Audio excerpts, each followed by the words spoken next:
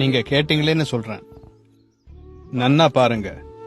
இது மின் உற்பத்தி ஆலைகள், இது காற்று ஆலைகள், இவை டிரான்ஸ்மிட்டர்கள், இது டிரான்ஸ்பார்மர்ஸ், இது எலக்ட்ரிக்கல் போல்ஸ், இது செல் டவர்ஸ். இவையெல்லாம் தோன்றி 2000 வருஷமே ஆகிறது.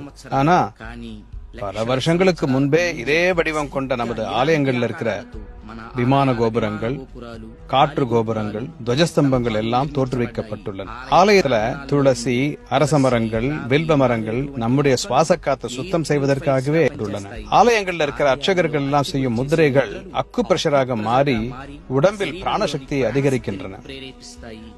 அவற்றினால் அவர்களின் கான்சென்ட்ரேஷன் ரொம்ப ஹை லெவலுக்கு வளர்கின்றது. இதைத்தான் தந்திரம்னு குறிப்பிடுறாங்க. அவர்கள் சொல்லும் சப்தங்கள் மின்காந்த அதிர்வலைகளை உண்டாக்குகின்றன, அதாவது எலக்ட்ரோ மேக்னெட்டிக் வேவ்ஸ். அவற்றின் அர்த்தங்கள் நுண்ணிய உணர்ச்சி அலைகளாய் மாறுகின்றன. இதைத்தான் மந்திரம்னு சொல்றாங்க. கோவில்களை கட்டும் போது பூமியில தங்கத்தையும் வைரத்தையும் மற்றும் பலவிதமான நவரத்னங்களையும் அதுல சேர்க்கிறாங்க. இது எர்பிட்டாக செயல்படுகின்றது. இவை ஆலயத்தின் சக்தியை இந்த வளாகம் முழுவதும் பரவிடச் செய்கின்றது. கோவில் சிலைகளின் கீழேயும் துவஜஸ்தம்பத்தின் கீழேயும் உலோகங்களான யந்திரங்களை சேர்க்கின்றார்கள். காலி கோபுரத்திலும் விமான கோபுரத்திலும் உலோகங்களிலான கலசங்கள் வைக்கப்படுகின்றன. துவஜஸ்தம்பங்கள் உலோகங்களினால் சூட்டப்படுகின்றது. உற்சவ விக்கிரகங்கள் பஞ்சலோகத்தால் ஆனவை. உலோகம் சக்திக்கு வாகனமாய் செயல்படுபவை. இதைத்தான் யந்திரம் என்று அழைக்கிறார்கள். மந்திர தந்திரங்களின் மூலம் உருவாக்கப்பட்ட சக்திக்கு இந்த யந்திரமே ரிசீவர்ஸ்.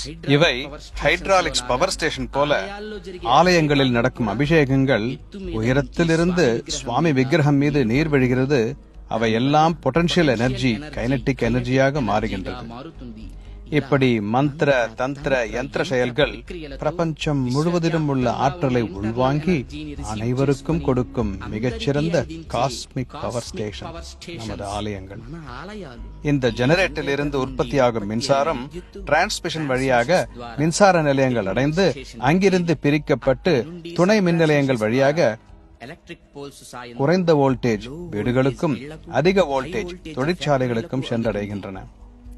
இதை போலவே ஆலய கர்ப்ப கிரகத்தில் பிறக்கும் சக்தி உள் மண்டபங்களில் பரவி மற்ற தேவதைகளின் சந்நிதி வழியாக அதிகரிக்கப்பட்டு மின்சார கம்பம் போன்ற துவஜஸ்தம்பங்கள் வழியாக ஒவ்வொரு சாமானிய மக்களையும் சிறந்த பக்தர்களுக்கும் அவரவர்கள் இடத்திற்கு அனுப்பப்படுகிறது.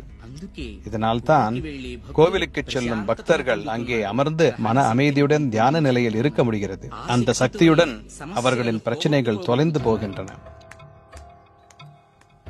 அப்படின்னா அர்ச்சகர்கள் எல்லாம் எலக்ட்ரீஷியன்ஸா?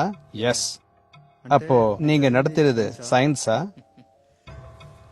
Common sense. இதயம் வேலை பண்ற வரைக்கும் உடல் ஆரோக்கியமா இருக்கும்.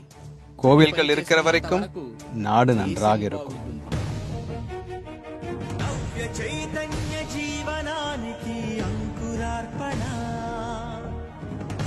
सौजन्य भावाला संतर्पणा.